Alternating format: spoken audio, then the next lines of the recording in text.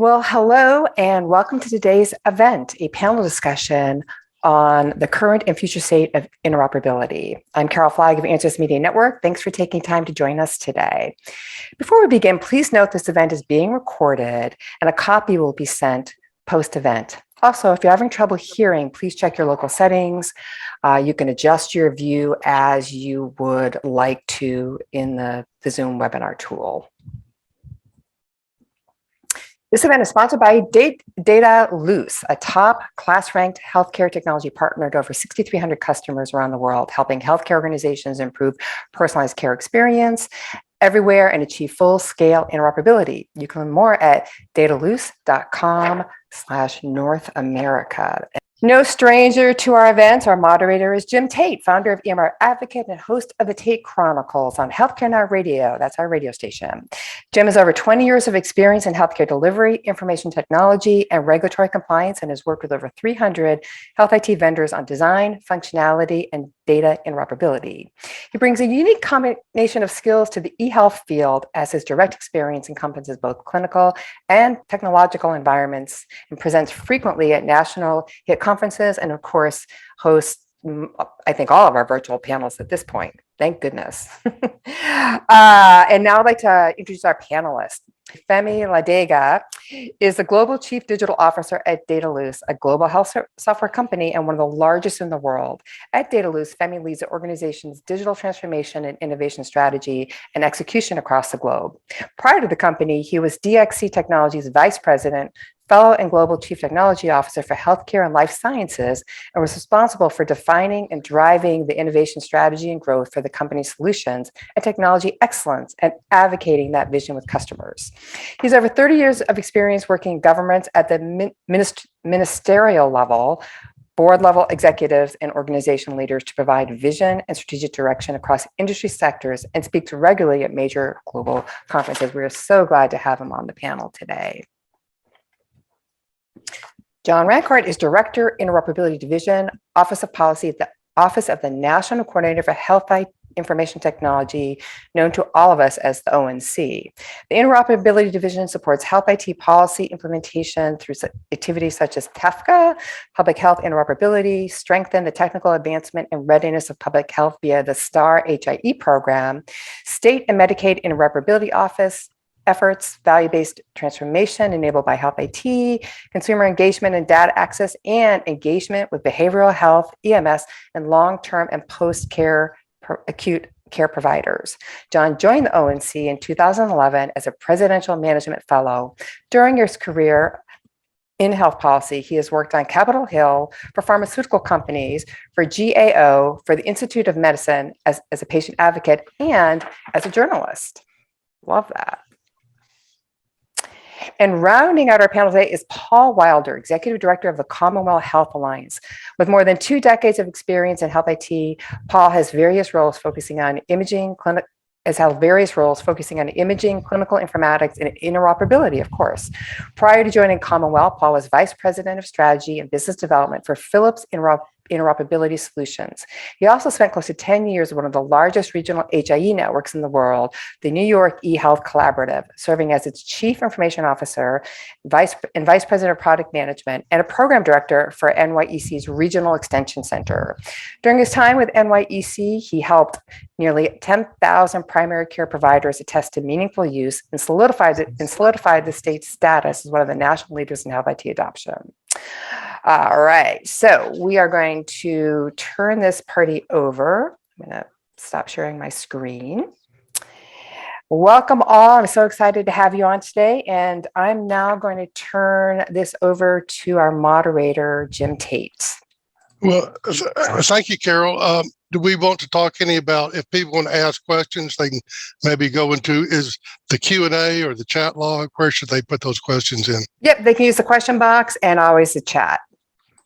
Okay, and I know you'll be monitoring those, and we will also be monitoring those. And this is a true roundtable, so it's really a discussion more than a presentation, which I think is the most beneficial going forward.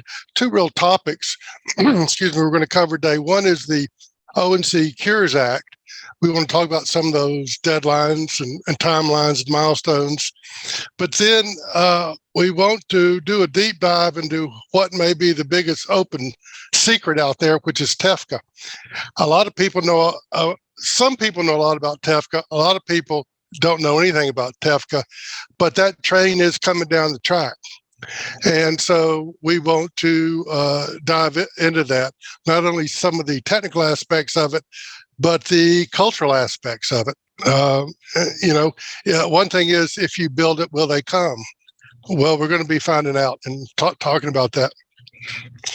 The whole issue of interoperability, to me, I like to say, I know it when I see it. I'm not sure if I can define it, but if I go to see my doctor and or provider, and that person can pull up other visits and most recent clinical information on me and medications, and maybe access radiologic either images or reports, I think there's some kind of interoperability going on there, and I like that. Before we had this, when we were preparing for this last week, having some calls among the gang here, there was a wide variation in their own access to their records when they would go see their provider. And so the really trajectory of interoperability as it exists right now goes from none to quite a bit, depending on if you're in maybe a healthcare system and all your providers are there. But where I want to start really is with the ONC Cures Act, which really covers three main areas to me. That's interoperability, information blocking, and certification. And I thought one of the ways that I could throw out these topics for discussion is in a chronological fashion in terms of the milestones. And so we know the Cures Act was signed into law 2016.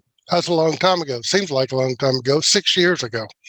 And those deadlines are starting to, some of them have already passed. In particular, look at the list here. The final rules were released in March of 2020. The final rule became active in April 21. And that's when information blocking, at least the first wave of information blocking, became active. Paul, I know you're pretty deep into this. And so that first level of requirements around information blocking, what did that do for us? What was the purpose of that? Well, I think it's first of all, information blocking might be one of the worst marketing terms ever for an effort to actually do information sharing. So we're going to call it information sharing rule and blame someone in Congress for making it sound like a negative thing. The objective here was to make sure that we are sharing data with patients and other providers and lawful uses of the exchange of clinical data as easily and as secure and private as possible, to the benefit of patients, providers, and the rest of the healthcare ecosystem. So I think it's important first to flip the term, get blocking out, put sharing in, and you realize that there was some systemic, now I'll add blocking, some perceived blocking, and this rule kind of defined what we're thinking about, what real sharing is, right? It's seamless interoperability of this data to patients and providers and the like. And now, don't get me wrong, interoperability, which we'll talk, Jim, you mentioned, is hard to define. That's a little bit different than just sharing. These are APIs that may or may not be simple or at scale, but they need to at least exist. So we have an opportunity to make them at scale. And then there are subsequent deadlines that enhance that as we went forward into 2022. Femi, one of the things, reasons I'm glad you're on the call is you bring a global perspective. So you're aware of what not only happens in the U.S., but in other countries who have different levels of interoperability and electronic health information exchange. Is this a push that you see other places, or is this kind of U.S. centric? This information sharing Paul's talking about. Well, at the heart of healthcare all over the world really is the context of what I call we've got to be able to derive value from openness, right? While protecting what matters, but then have a built-in situational awareness. And what does that really mean? At the end of the day, it's about how do you deliver effective care if the information does not follow the patient as he or she navigates often complex health systems. So, and that navigation is actually driven a lot of government this side of the Atlantic to actually put in place policies and standards and models that actually brings the free thrust of the CARE Act into play, right? Interoperability, information sharing, but also do that within the context of an agreed framework. So the model is the same, and it pretty much helps to achieve the same objectives that you have in the US. So and I think that's what makes it easier for us from across the pond to come across to the US and do work with clients over there, because the contexts are the same. It's about translating health outcomes for patients.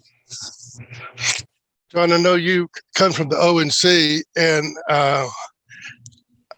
to get your full range of comments, I would imagine we need a disclaimer from you that you are not representing official positions, perhaps. What about that? Oh, yeah, no, let me, so I do work for ONC, and I do represent official position of ONC, but I am not one of our subject matter experts on information blocking specifically. And so that is the disclaimer I wanted to provide here. I am one of our subject matter experts on the Trust Exchange Framework and Common Agreement, which we'll talk about later. On the info blocking topic, though, I don't know if I'm able to put it in the chat for everybody. I just put it in the host panelist chat, but wanted to link this and share that with the audience here, our resource page, which includes frequently asked questions, fact sheets on this topic, helping folks understand all of the different nuances here of how that information blocking or information sharing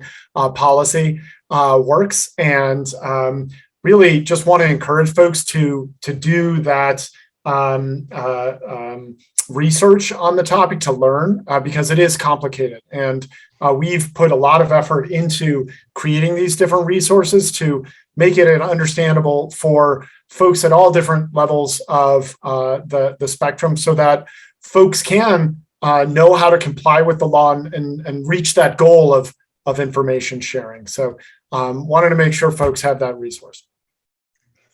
One of the big timelines, which actually was last November, in terms of certified technology, was the requirement for eligible certification criteria to have vendors perform create real world testing plans, because certainly there was a lot of feedback that a lot of the EHRs and their technologies were not easy to use, and maybe they had been tested in a pristine testing environment with a ONC approved testing body, but the so-called real world, there was no insight into that. So part of that Cures Act was the creation of this real world testing plan. The deadline for that, for those plans, was last year. The testing's taking place this year. All that'll be publicly reported. It's an annual thing. Every year there needs to be a plan and testing take place. In my opinion, I'm pretty involved with certification. It's too early to tell how accurate that is going to be in terms of improving things. But one thing it will tell us is how much a certified technology is being used. So we will know how many CCDAs or APIs or touch, things like that. So there will be some qualitative data kind of coming out of that. This would maybe one back for you again, Paul. Next month, October 6th, all EHI must be available. So what is all EHI? That's a fantastic question to which no one seems to have a very good answer. Exactly. Because we've been talking PHI, protected health information, for a long time. And, last year's upgrades kind of said, share as much as possible. Then we have a December deadline for certification upgrade into FHIR APIs and the like. So there's all these things coming together. EHI is a little bit of an industry debate right now of the edge of what's data, what's interpretation, and kind of what's too raw. Like take radiology as an example, and cardiology are examples that a lot of people have interfaced with. When you see like an image that comes out of a CT, that's not raw data, right? There is a radiograph thing taken of all these bits and stuff that then becomes an image. And is that the thing? Is it the report? Take an EKG? Is it the printed data form, or is it all the elements that go from 0 seconds to 3 seconds and the 3,000 dots that go in between to make that chart? So there's a little bit of a debate here. I think this actually merges with info blocking or info sharing and TEFCA to say, we do need to share more data. Don't block it. And also let's put it on the highway for other things to interface and get to it. I think the future, and John will talk more about the history and purpose of ONC under TEFCA, but I see it as, okay, we've done a lot of work before. We're going to do a lot more sharing coming up. And we also need to plug in a lot more data types and data users over time beyond what we've done in CommonWell, care quality, and other frameworks so far. So I think it's all meshing together right now. It's kind of a strange but exciting moment for interoperability, which I'm finally being able to say without messing up every syllable. Well, one of the things you touched on there, Paul, was this deadline coming up, the new certification criteria. There's been a requirement for a base EHR certified system to have APIs to exchange data. But the standard was not as detailed or structured as people would want. And so that FHIR standard that's being put in place, it not only has to be certified, it has to be available. It's got to be in production, means that hopefully data can be exchanged as the size of a sugar cube instead of a hay bale. Right now, you kind of move hay bales around, but if somebody just wants to know medication allergies, it'd be nice just to be able to get that little piece of data out of that. So the plumbing seems to be put in place, at least from the EHR standpoint. I don't know if we want to say anything about that. I'm ready to jump over to TEFCA and get the meat on the table.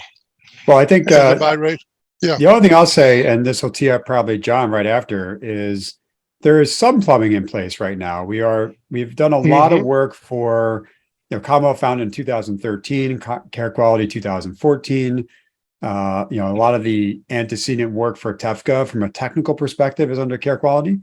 But we've done a historically poor job of going past treatment, right? And if you really read info blocking, info sharing, again, whatever term you want to use, it doesn't say for provider to provider exchange. It says for purposes that need clinical data, right? It's payers, it's myself as a human being. There's a whole bunch of uses that are lawful use of this data and don't get in the way of making it easier to do this stuff. You say you'll understand interoperability when you see it. I'm actually the opposite. You'll see interoperability when you don't see it, right? When the data is regularly there to the point that you can rely on it for different purposes at the point of whatever. And we currently say the point of care, right? I'm transitioning from a provider to another provider. At that new point of care, that provider should see it.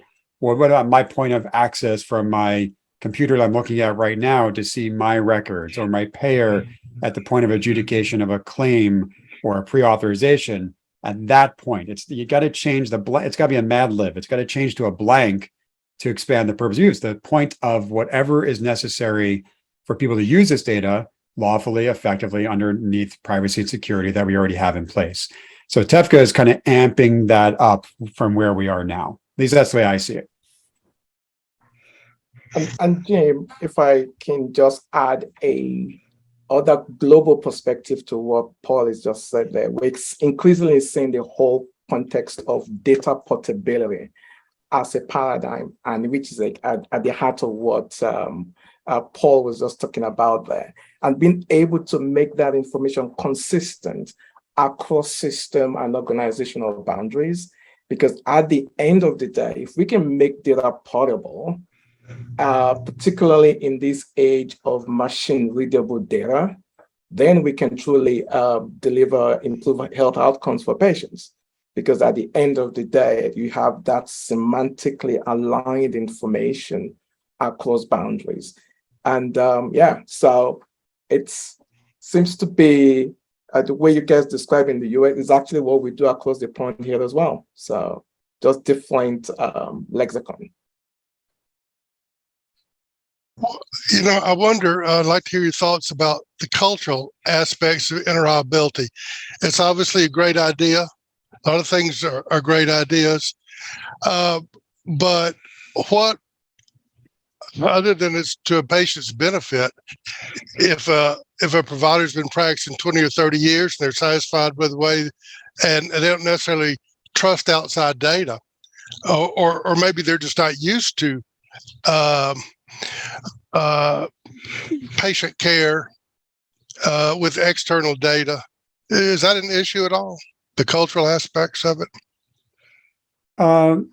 Well, if you look at CommonWell, which really was a bunch of vendors, it's a vendor neutral. Actually, we're agnostic to any type of entity. It could be a vendor, it could be a person, it could be a hospital. We don't really have a rule on that. But most of our members or customers are large-scale health information technology producers down to small-scale ones. And here it was our providers need access to data, and there are use cases that will use that stuff. And I think there was comfort in the beginning of let's get going, let's see where it goes. And I mentioned that fill in the blank, that point of care and transition of care was kind of where we all started. Where we want to get to your question there, it's about building trust, right? You got to go past the trust boundary to the next trust boundary. But when we have all the data, which is what TEFCA is prescribing to make easier to get to through more efficient APIs and query functionality, that we can do this, is to add other use cases and other workflows that are well beyond just that transition of care.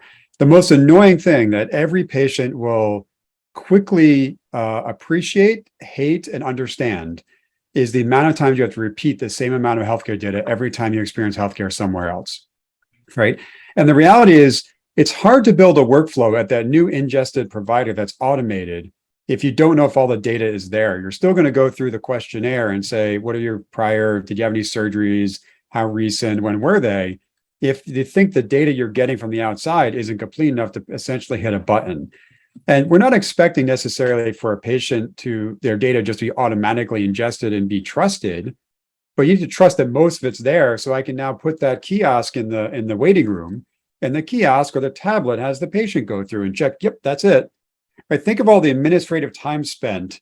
It's clinical, it's quasi-clinical. It's very important to get that history, but there are minutes spent. And what's the average time to a primary care provider? I mean, I don't have the data, but I think I've heard 7-8 minutes is kind of the amount of time you tend to see a doctor. Take 2 to 3 minutes out and see how much more efficient you can be, still providing better care, providing it cheaper, using the data we have. So I think we're on the tip of the iceberg here. We talk about having a lot of data connected. It's about 80% of the data between CommonWell Care Quality and likewise frameworks, and that's fine. But it's actually about 25% of the endpoints. Right? It's about 200,000 ambulatory provider practices around the country. And if you look at Care Quality's numbers, they say they have 50,000. We say we have 29,000. And they're overlapped. So it's somewhere in that truth. It's about 50 to 55,000. That means there's 150,000 other things not connected yet. And you don't know where the right, really important piece of data is hiding if you can't get it all. Right? Where is the thing that says I'm allergic to penicillin? Is it in my primary care doc? Did my cardiologist forget to record it? Did the hospital get it? You need to get it all to find those gaps so we don't do, one, catastrophic things to patients by accident, and 2, not be able to do better things for them because we don't have the right data to do it. And it's unfair to have a patient to be the Sherpa of that data in their head when under stress. I'm not an MD. My doctor's an MD. I do interoperability. My banker does banking. Everybody has to have some level of specialty. And we got to get them the right information so they can do their job right. Let's go to TEFCA. So let me give my 2-minute sermon on TEFCA. And my friends like to say that I'm 100% right 70% of the time. So if I hit that 30% where I'm wrong, please hold me accountable. Once upon a time, in the early days of interoperability, people thought, well, it'd be good if the primary care physicians or the special, or at least primary care physicians, if their information could be shared with the local hospital. So if somebody showed up in the emergency department, they could have some information. And so that concept kind of grew, and then we jumped to this thing. It used to be called RIOs, Regional Health Information Organizations. They was not a really good financial model. A lot of those, didn't get supported, and then we evolved the health information exchanges, and there was more than one for every state, and sometimes they could go across states, sometimes they couldn't go across states. And somebody said, well, maybe it should be like the phone system, where any phone can call any other phone. It doesn't matter who your phone provider is. And so the concept of a overarching network with networks underneath it that's backwardly compatible, so you could get stuff from the old HIEs or wherever that data is to me the kind of the definition of what TEFCA is, and the concept that it's voluntary, but the ability to through a connection to one of the, if an EHR or a provider has a connection to one of the qualified health information networks, they're connected to all of them. So to be able to poll that, one source and get information from all those different networks sounds like a pretty good idea. Have I outlined it at a high level as to what TEFCA's trying to do? Yeah, I'll go first on that one, Jim. I think some of the points Paul's made earlier were echoing those as well. And yes, and I love being on panels with Paul because he's delivering all of the messages about what TEFCA can do and how, and we so much value the work that his organization does and collaborating together to get this right for everybody involved, and that's so that we can achieve those goals that you're laying out there, Jim, with regard to provider connectivity. Paul touched on it earlier. What about us as individual patients? And then also, what about the other actors in the healthcare system that need to be served by better data availability, including the payers? And so TEFCA really does take an approach that looks to work with industry in order to achieve that outcome that we're looking towards, which is data being available where and when it's needed. And so the key parts of TEFCA that I did want to mention in response to Jim, how you were framing there, is if we're going to get all of those folks together, we do need to have the trust that you all were talking about earlier. And to have trust, you need to have a common baseline of both the policy and the technical aspects of exchange. And TEFCA really is that baseline. It is setting the requirements contractually for ensuring that the information that you seek is trustworthy and that it must be shared. And all the other aspects of exchange that folks have a lot of success in, whether it's CommonWell or those RIOs, in localized areas, have brought folks together to establish that trust, to sign contracts about what the obligations are for sharing and, what the dispute resolution process is if it goes wrong and all of that. But what we found is that those networks are not all connected to one another, or if they're connected, they're not connected seamlessly. As Paul was getting at, there's a lot of treatment exchange, but there's not necessarily exchange happening for payment or operations use cases or individual access services. And so that is really what TEFCA is trying to achieve. One of the things, since it initially anyway is a voluntary basis, we'll get to the timelines in a few minutes, but EHR adoption really required massive incentive programs to get people to move to EHRs. I don't know if we were at 20 to 30% adoption, and then after all the incentives 80% plus. I'm making up those numbers, but it's probably pretty close to it. Is there going to be, what's going to incentivize people to want to providers to use the TEFCA network other than as better patient care? Is there going to be any financial aspects, penalties, or positive adjustments? Any ideas at all on that? Well, what we've seen already, and John's going to have to be quiet because probably knows things that we don't. He's not allowed to know. So Yes. you expect incentives and stuff to exist that embrace TEFCA. And we already started to see some in terms of HHS or CMS programs and the way bonus schedules are attached to payments, where TEFCA is expected to be a 1 point, actually 5 points on a 100-point scoring scale that increases the bonuses you're getting to make sure you get the most you can get on your fee-for-service stuff and managed care, et cetera. So it's already starting to see. That's, you talk carrots and sticks. I guess that's a carrot. I will say the people that are going to lose those 5 points will see it as a stick if they're not ready. So, it kind of becomes my neighbor's getting this points and they're getting an easier shot. I got to get there too, to be fair. So it's coming. And so just to be clear, do you think that's going to be part of the macro MIP scheme? Those 5 points, part of that 100-point? Yeah, let me see if I can pull it up. It's actually part of the promoting interoperability IPPS proposed rule. So can definitely share that. And that's what Paul was talking about there. That CMS is looking at this, and that's because interoperability is a goal for all of HHS. It's a goal for really all of us. And so I would say, yes, there is this component that will be a policy component from HHS. And if you read the Cures Act, it does allow for that. But there's also just the market-driven component too. You mentioned it, Jim, as patient care. Yes, that's certainly one part of it, and why providers do want more interoperability.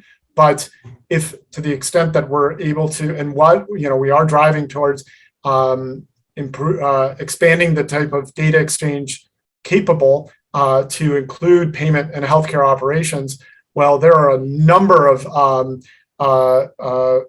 value generation opportunities associated with that.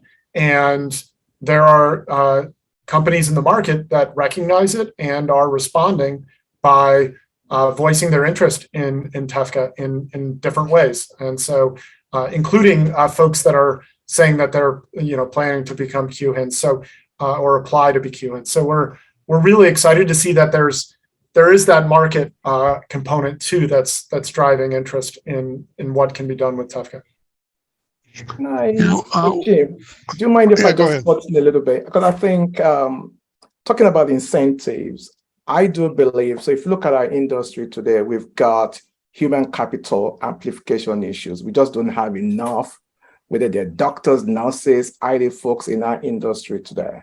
So while TEFCA enables us in terms of the policy and the technical infrastructure, I think health systems, they actually have the opportunity to begin to automate a lot of their internal functions that brings that operational efficiency, clinical effectiveness. So there is actually an incentive from a health system perspective in adopting this, rather than just waiting alone for the government to incentivize them. I think we're at an inflection point in our industry where efficiency has to be the name of the game. We're having margin erosion right now across our industry. So I think interoperability is not just a technical infrastructure, but one to help drive upstream efficiency. And I think we need to hear a lot more of that in our industry, because I think, we can focus on below the watermark on the iceberg. I think there's a lot of value above that watermark. And I think maybe as an industry, we need to start pivoting to the value upstream than a lot of our technical. And of course, we're going to have that infrastructure, trust me, but But I think maybe we need to start thinking of how an organization, I guess there are a lot of health systems on this call where it's not about the technical adoption, but the value that you can create from an internal perspective. I don't know, that's a little bit provocative, but I think that's what our industry needs, right? And to get providers and the system to embrace TEFCA, for ACOs, usually there is a requirement that a certain percent of the providers be on certified technology. There are a lot of requests for proposals for EHRs, and there'll be a clause there saying it must be certified technology. Even if people don't know what that means, that's part of it. So I can see that TEFCA connection will just be part of RFPs and things like that. Now, one thing, you kind of get back to functionality. Part of TEFCA is if you want to be part of a system in which you can reach out and pull data, then you have to give the authority to people to reach in and get data. It's a two-way system. Am I right on that, Paul? Yeah, that's correct. Yeah. And so what is, and those data elements that are part of the initial data elements for exchange are kind of limited initially, but are going to increase over time. I guess there's a path forward for that. Now they're kind of treatment-based, correct? The type of information.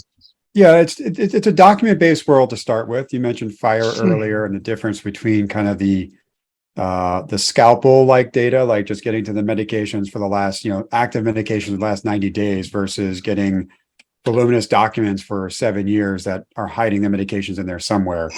I love analogies, and I've used this one before. It's kind of like you're trying to go for a loan, and all they want to know is your current salary. And you have to send them your entire tax return for them to read line 1, right? Just to, I have a 70-page document that describes my taxes. And on page 1 is, here's my adjusted gross salary, right?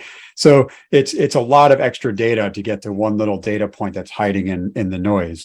So what's happened for years is EHRs have gotten better at extracting the components that are important for the preliminary workflows. That's, current procedures, diagnoses, medications, labs, and allergies, like the most common things that are extracted from these big documents and presented. FHIR is going to give it a little bit more detailed. So what we're seeing, though, is it's not necessarily about the data types expanding. Like, I think we have a voluminous amount of data already available. Where we're seeing innovation on people, how they use it. A lot of new entrants in that are aggregating, analyzing, deciphering that data. And I think, TEFCA is going to accelerate that, right? We're seeing a lot of interest from API and connector type companies to be in front of vendors to help them get on the highway. And I think we skipped a step here, and I think it might be worth just going a tiny bit backwards, just because I'm seeing some of the questions that are going through, like the structure of TEFCA. It's a backbone, right? There's a backbone of qualified things, amazingly called qualified health information networks, that will be, it's not a literal backbone, but they're all decided to be on a backbone together, right? This is internet protocol stuff. I don't have to have a wire between myself and the next QHIN. That wire is the internet. And we trust each other. There's going to be, say, 10, 20 QHINs, whatever it is, whatever the number is based on who's qualified to do this work, will be part of this trust framework backbone that can connect to each other. Behind that will then be EHR vendors, hospital systems, ambulatory providers, specialty, payers, go down the list of different participants that would be behind. And we've all agreed to the rules of road of what happens at that backbone level. It actually does not change what I do inside my network, nor what another QHIN would do. They could be all carrier pigeons and, chicken wire. I don't know what they're doing over there. But at the edge of their system, they must have a certain set of protocols and standards that make it possible that they can operate, right? You don't really care if AT&T is operating different than Verizon, as long as the AT&T phone can call the Verizon phone. You don't really need to know what happened in between, right? It's one's on 3G, one's on 5G, whatever. The call still gets through. Now, the data might be faster on the 5G thing. Maybe, depends how many towers they have and the contracts you have and the SLAs. But you're blind to that when you just make a phone call or you send a text message. It's supposed to just work. And that's what TEFCA is designing, is instead of individual networks going for mass domination of everything only works if you're in our network or if you're my vendor, it's no, this is a cooperative effort. We need data to move for the benefit of patients, providers, and to share data effectively. Open the tent, make the protocols between those tents so we can visit each other and exchange data, and let's move forward. Well, I'll compete like heck to win business against other QHINs. That's my job. That's AT&T's job against Verizon. Of course, we're going to compete. But in the end, there needs to be a shared protocol, or else the pie can't get bigger because it doesn't make sense. This makes it easier for the enterprise that we've all built for years, the thing that we started in 2013 as CommonWell, to make just that more sense. Open the tent more so that we can communicate between each other while we all innovate on the inside and compete on different levels. One of the things, I'm sorry, John, were you going to say something? No, Paul is okay. answering. Okay. Right yeah. on. No, that's great. And so we have to imagine what this would be like in the real world. And so now most providers, individual providers, if they're going to e-prescribe, there's e-prescribing functionality within their EHR. If a provider's hooked up possibly through their EHR, which has a connection as a participant connection with a qualified health information network, will that connection be essentially live all the time, and they can hit a button and poll information on a patient, and other folks will be in some way polling them for information? I think how you see, yeah.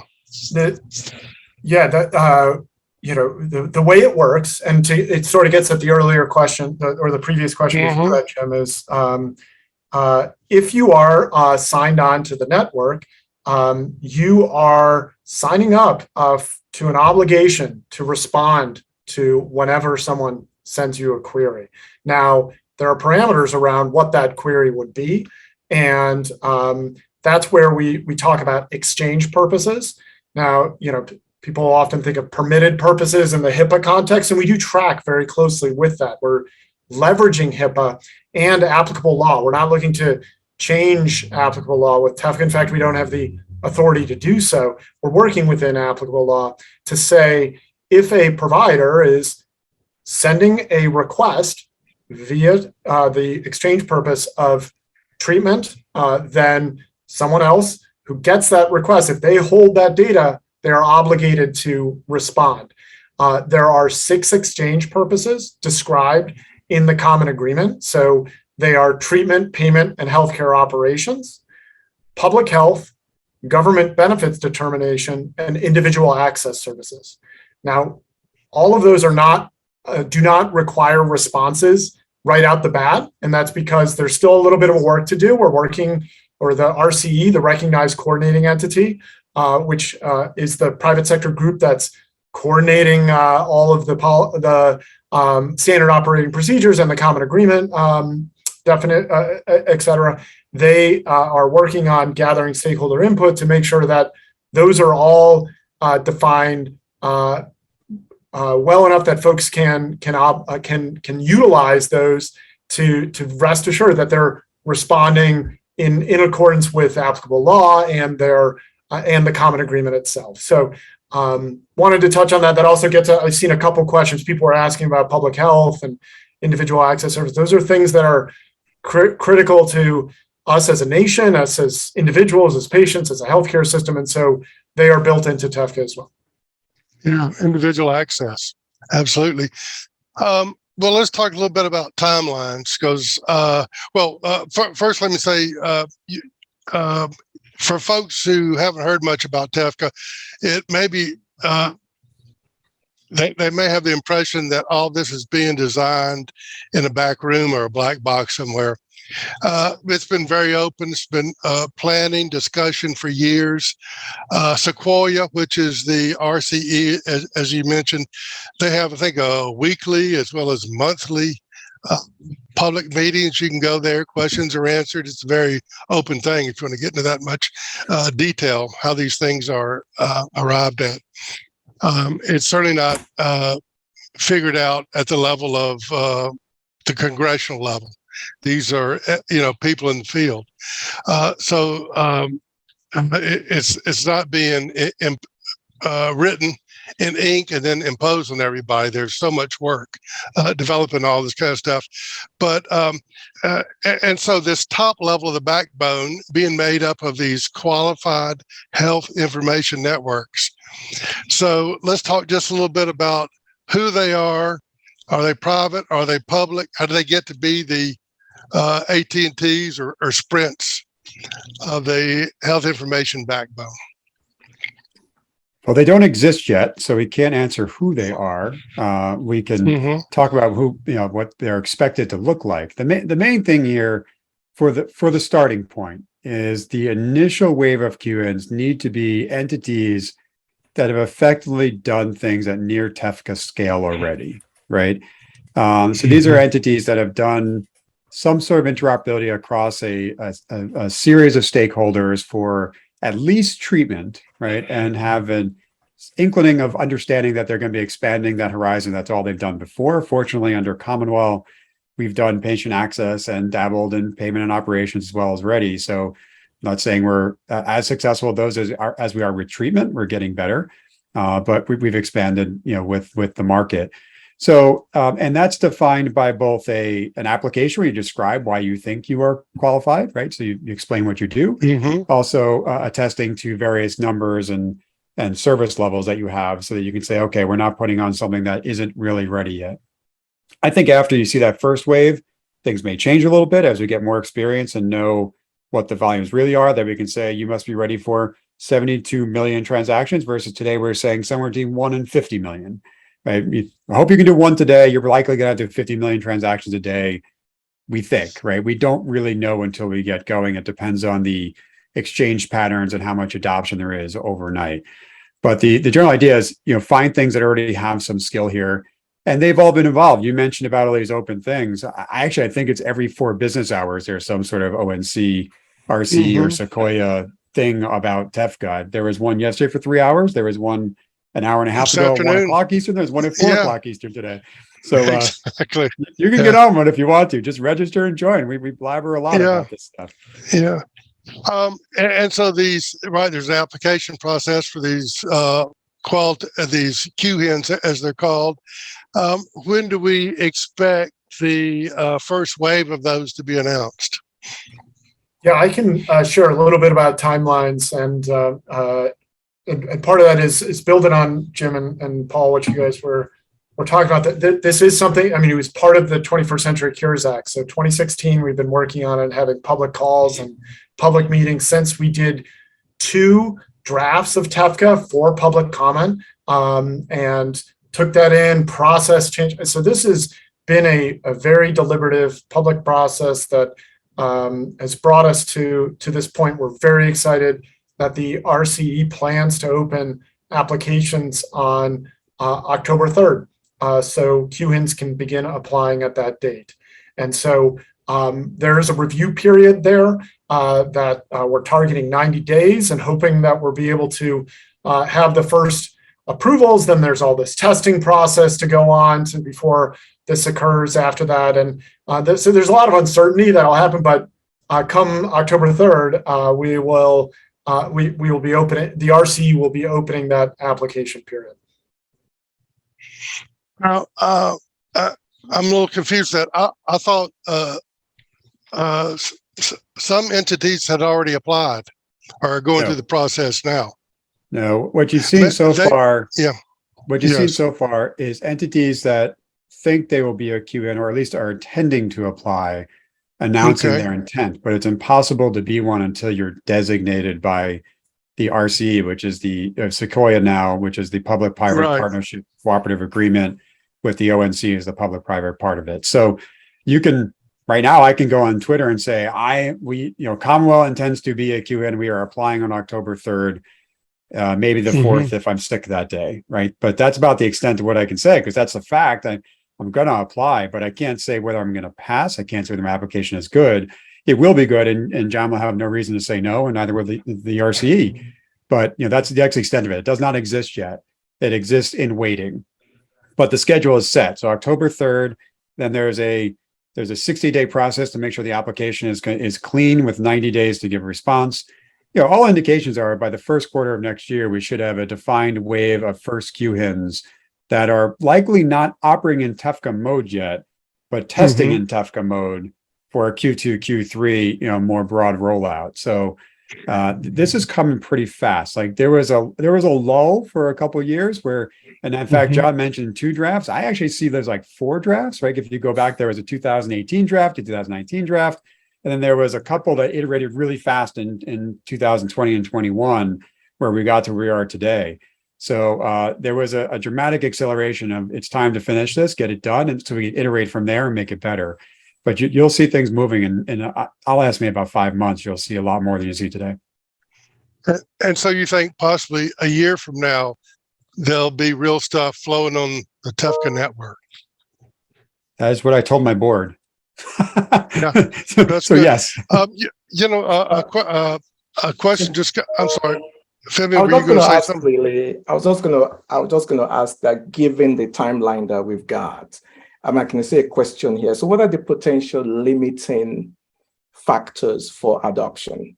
Because if you think of our challenges today around interoperability, we don't have systems that are flexible enough to absorb all this level of demands that we're putting on these applications today.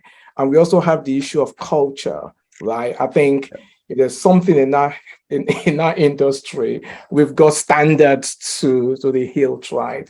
So I think if we kind of just pivot a little bit on what you see, John, as some of the limiting factors, because we don't want a field of dreams where we'll build it and they would come, right? We really want to bend the cost curve for healthcare, particularly given that we know that healthcare is very decentralized. So which means that we need highly interoperable systems. I mean, what are your thoughts on what you see as the potential impediments for adoption? I mean. Great question, and I'm really am thinking about this every day. We are in constant full attention mode to make sure that this is successful. And really, the most important thing I think for us to get to a successful outcome is to continue to hear from the public and understand what it is that folks are demanding and what their experience is, and that then creates this virtuous cycle of a higher demand, greater market interest, and better interoperability.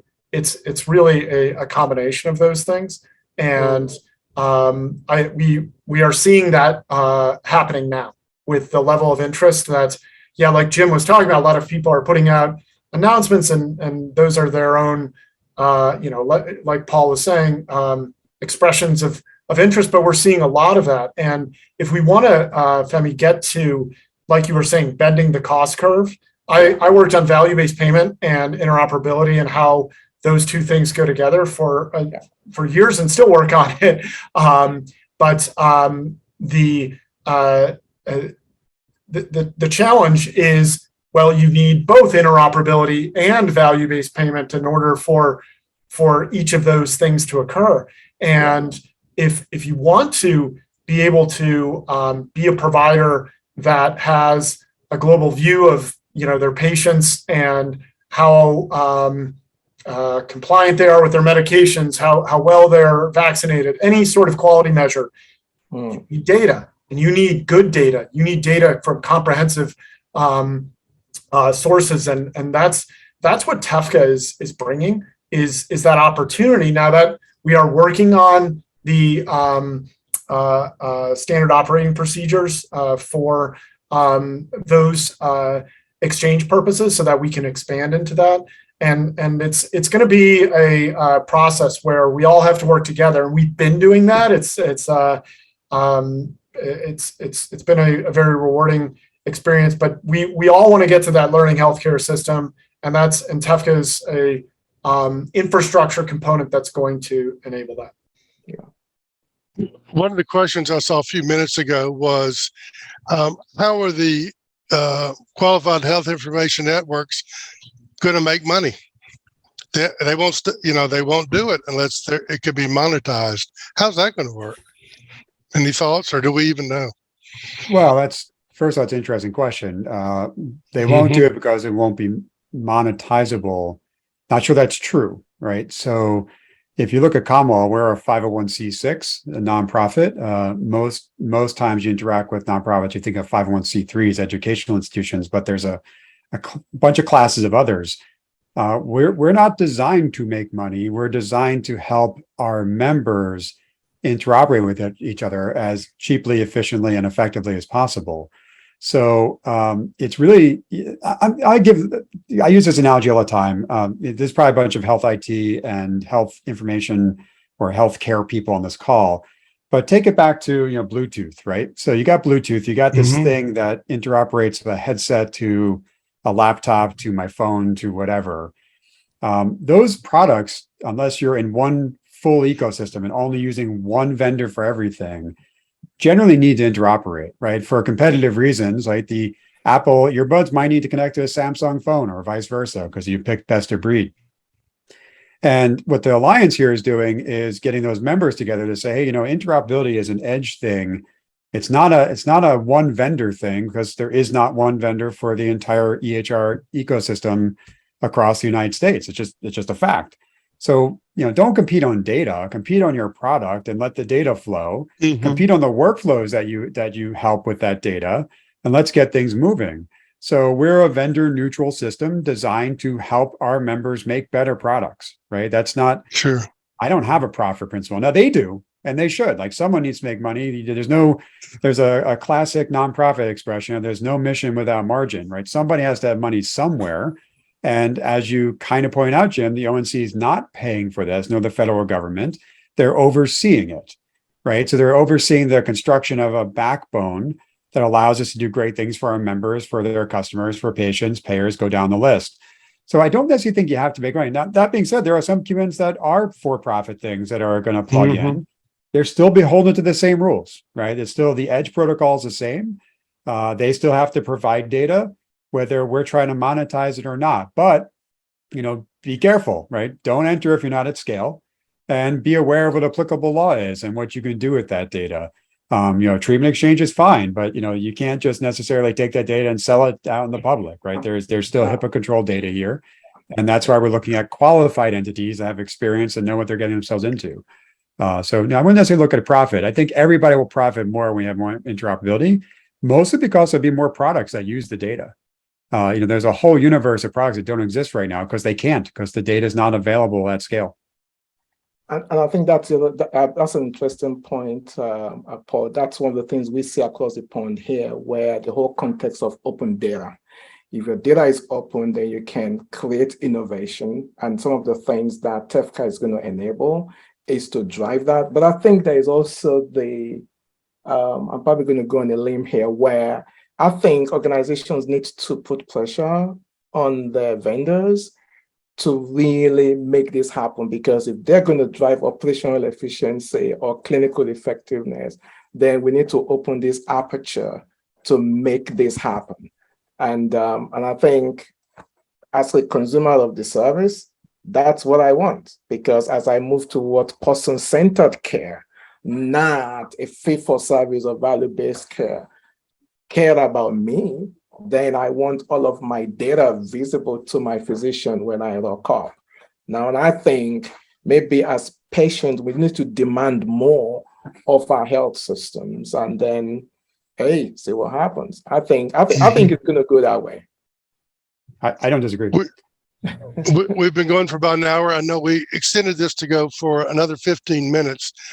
So what I'd like to do now is have our three guests take a look at some of the questions or comments in the Q&A or in the chat, and let's answer a few of those questions, for a few minutes, and then we'll go on to final thoughts and the road ahead. So if any of y'all see anything that kind of jumps out, and let's don't just take the softball questions. If there's a good, strong hardball, one thing that struck out to me is somebody said, you've been building this for 19 years. Where are we? And are you just building a Tower of Babel? My kind of response to that is, well, we've got a Tower of Babel now. We want everybody kind of speaking the same language, but go ahead and pick a question and read it out, and let's have a response. Yeah, I saw a couple of things here, and the main thing, we're a competition first country, right? Let's be straight, right? We are not autocratic. We are going to allow competition, and that naturally creates a level of fragmentation of stuff, right? There's not one bank that we all go to. I may use Wells Fargo, Bank of America, or a small bank locally, savings and loan, whatever it is.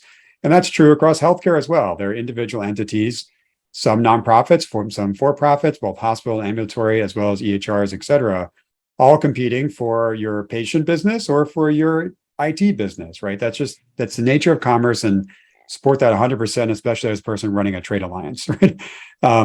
But for us to move the needle on whether you do the triple aim, the quadruple aim, find a quintuple aim, whatever it is, all of them rely on data, right? And they rely on both accurate and complete data. And that's what TEFCA is trying to address versus where we are now. I was on a panel recently where, not a panel, I was actually being grilled about there being too much data, right? We've actually been relatively successful under Care Quality and CommonWell at getting a lot of data available, but still not all the data. And the problem with that is, and I was unapologetic, I said, look, I'm going to keep going until we get all the data. The reason why is because if some of the data is missing, it's really hard to make tools that interpret the data, because it's very hard to build a product that's taking a guess between the gaps, because you don't know what the gaps are until it's a disaster, or before you can't make these advanced workflows. So it's when you're trying to find one piece of data in a haystack, you have to go through the whole thing to find the thing and then say, oh, it's not there, right? And you do that even worse if you know you're missing 20% of the data, because you're like, it might be hiding in a scanned PDF and a verbal text note and not in its right field. I got to keep going. It must be in here, whether this person has ever had a history of cancer or not. Couldn't find it. I guess they don't. But you might be missing the record that had it in there. So we have to finish hooking it all up, right? And then we can build advanced workflows when we know that the data is there to build the advanced workflow. We do need to get to, and Femi mentioned it as well, there are these quasi-administrative clinical things that happen all the time that are abusive to patients, right? The time you have to spend of doing all this stuff, and problematic for providers and the rest of the ecosystem. It's not just duplicating your history and physical, it's I need my records from the hospital down the street and they're closed right now. Because it turns out the time that I want to spend doing things in my records, it's like 8 o'clock at night when I'm at home, as opposed to 4 o'clock when I'm at the office in a meeting. But their medical record department is closed. So as you mentioned, Jim, the servers are on. Like, the network is there. Let's put it into the consumer application of my choice for me to analyze, work with. Maybe I'm going to download it and get it to my life insurance company because I'm working on getting a new premium set because I'm a healthier individual when I got it 5 years ago. Whatever it is, there are good uses of this data. And we're not creating a Tower of Babel. We're creating the strings and the connections for people to innovate with a full, complete set of data, as opposed to making a bunch of guesses with partial data that cannot really do the things we need to bend the quality cost curve, the burnout of physicians, the right for patients to have access to their data. All these things need the network to be there to support the next level of stuff to do.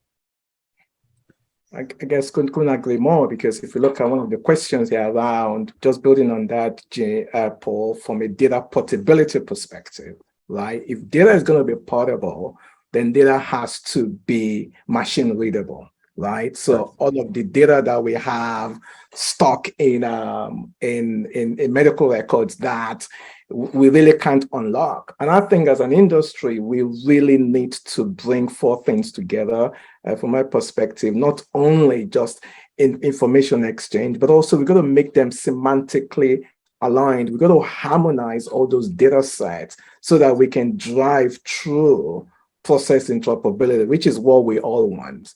And I think the other point really is, I guess when you look at TEFCA is really asking us see data as an asset, see it as a monetized. I don't want to use the word monetized. It's a capitalizable asset. If I can put it that way, you can put capital. It's a valuable asset. Valuable asset, and I think that where we can make it truly open, non-proprietary, one where we can decorate it with the appropriate security profiles, and then we can enable that process interoperability. And I think if we can look at the end goal rather than the short-term steps, I think somehow as an industry, we really need to cross that bridge into semantic interoperability, because then we can begin to really realize the value that we're all talking about. For me, I think data portability is really the way. Yeah, and Femi, you said something earlier that I think is worth bridging a little bit to. Yeah. There's also the idea of the democratization of the way healthcare providers want to operate their practices, right? You know, when you really get HIE and interoperability really working, you can make a better choice as to whether you want to be absorbed into a larger system or be on your own, right? It's egalitarian. Everybody's connected. I have access to the same data you have. What Femi has pointed out, though, is, you know, it is important that providers speak up to their product vendors and say, I want to connect and I want tools to use this data, right? So you have to share to get to the point where you can start using it. So you have to connect, and then you can start to see the workflows you want to change and work with. It shouldn't be necessary for providers that are trying to be independent practices to join up or sell to an IDN just to survive to do this better, right? You shouldn't need the scale of a system that has 20 million people under it. You should be able to interoperate in a country that has 400 million people in it with data sets everywhere that can still be collected and I can still work on. And I can decide if I want to, you know, join the IDN for administrative reasons, for whatever it is, but don't let data be the reason why, right? There are other reasons why, from life balance and backup and HR and a whole bunch of other things. But from a clinical perspective, the data should be, you know, available to all to use in the workflows they need to provide better care at a better price and to have a better livelihood. Awesome. Yeah, this is. Oh, go ahead, Jim. Go ahead, John. Oh, yeah, I was just going to touch on some of the things that were coming up in the discussion, but also, I mean, there are a lot of questions about security and privacy here, and that can be pretty confusing part of TEFCA. And let me start out by just laying out there very clearly, you know, TEFCA takes a strong approach towards privacy and security. And so as far as at the QHIN level, QHINs are required to be high trust certified. So that's a higher bar than a typical healthcare entity. But even a typical healthcare entity has to abide by the HIPAA security rule. And TEFCA sets that as the bar for all other entities within the network, including individual access services apps that may connect in. So that's really raising the bar. There are for a patient access application, if they're connected into TEFCA, them being a HIPAA level of security is a significant step, but also privacy. That HIPAA baseline of privacy protection across the network would be required, including for non-HIPAA covered entities that may be connected in. Maybe you have a healthcare provider that wants to use TEFCA, but they are not a covered entity. They still would have to comply essentially with all of the HIPAA privacy rules. So we brought all of that in Section 11 of the Common Agreement. And I'll put a link to the Common Agreement. We encourage folks to open that up, take a look through there. You'll see that these are things that are built in to TEFCA that are looking to make it to really take a strong approach to privacy and security. And we've even included components related to foreign ownership requirements. So requiring that entities that become QHINs are able to demonstrate that they are not controlled by foreign entities. And so that's a higher bar than a lot of entities are required to take. So we are taking this very seriously. I hate to say this, but we're almost totally out of time. And the reason I hate to say that is because there's so many great questions and comments. They really are, and they all deserve to be discussed because, if we're all going to be moving forward, these let us know where the concerns are and just different views on everything. But what I want to do here at the end is to give each one of the three of you 1 minute and kind of tell us what you think is going to happen the rest of this year and in 2023. You don't have to look 5 years down the road, but where are we at? It seems to me that the waterfall, more water is going to be coming over the top of the mountain and under the bridge over the next year. But just give kind of a minute or so how much forward movement you think we'll get in the next year. And after we do that, we'll throw it back over the fence to Carol Flagg to take us back out. Femi, why don't you go first if you can, sir? I guess my cup is always half full. So I do believe that there will be a lot more in terms of patients having their voice in this conversation. And like someone asked, there's a patient-mediated interoperability. I think COVID has shown us that social determinants of health are really they're critical important in determining my health outcomes, right? And I think as we see more of SDOH coming into the picture, we're beginning to see that whole thrust of patient-mediated interoperability. So I'm very hopeful that, I guess, John's picture of TEFCA, we might be punching even much higher than that. So I think as we push forward, I think we're going to see more of that. So, and I hope patients will advocate that. Okay. John, what do you think about all this? Yeah, well, I like to tell this story. I had a procedure done 6 months ago or something like that. And afterwards, I wanted to get my own data. So I went on my provider's website thinking, I got to log into the portal. There were 4 different portals for the same provider, not let alone all the other providers that I see. And I don't see that many, but really what I see us moving towards is the ability for folks like you and I, individuals to be able to go on their smartphone, authenticate or identity proof themselves. So you got to prove who you are. And we, just put out or the RCE put out the individual access services implementation SOP. So check that out. But prove who you are, then you can go search the network. It would pull back data from every connected entity that's and then it shows up on your phone so that you don't have to have that situation of like what I had and what we've all experienced. So that's really what we're thinking about, what we're moving towards over the, and we're going to be seeing that in the next, as TEFCA comes out. So, okay, great. Paul, take us home. Well, thinking in 1 year horizons is like short. So I think, next year, we're definitely going to see movement towards TEFCA. That's obvious. John's story is spot on. I think you're going to hear a lot more story sharing, actually, because I think there are some components of TEFCA that are a little hard to grasp. There were some questions in the chat and the questions about the way care quality works and others about using patient demographics across entities to match records. And that is fundamentally how TEFCA is going to work. But the QHINs are a little more responsible for understanding where the data is within their community. And that's a powerful switch. In care quality, each endpoint is responsible for its data, and you have to kind of guess where the data is. And you have to think about this, like right now we do geofencing, right? We search near a patient's home to find their data because most of the providers you see are near your house. But the exceptions are kind of the rule. And we have to recognize that we're a very, very large geographic country. And doing a 50, 150 for the UK for a 200-kilometer search, whatever it is, whatever you pick is not sufficient.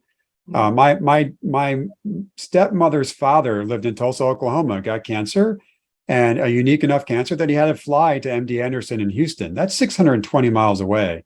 And no search algorithm would try and search that far for his data. He didn't move. He still lived in Tulsa the rest of his life. And he drove sometimes, and other times he flew.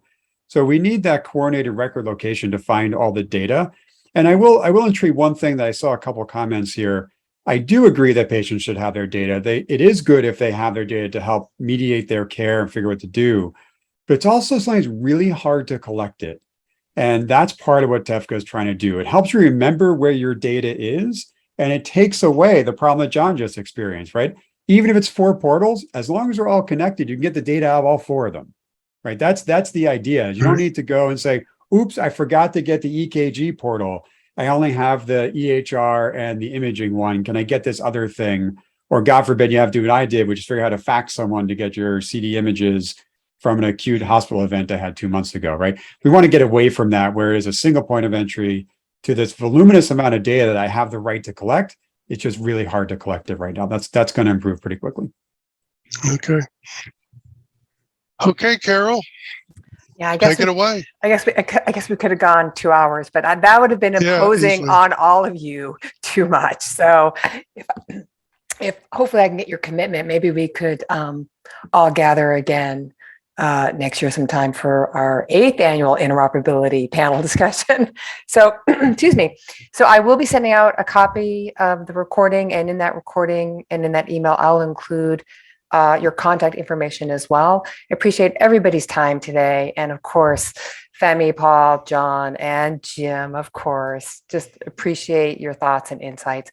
And of course, to our attendees taking time, we know time is short, and thank you for spending your last 75 minutes with us. Thanks, guys.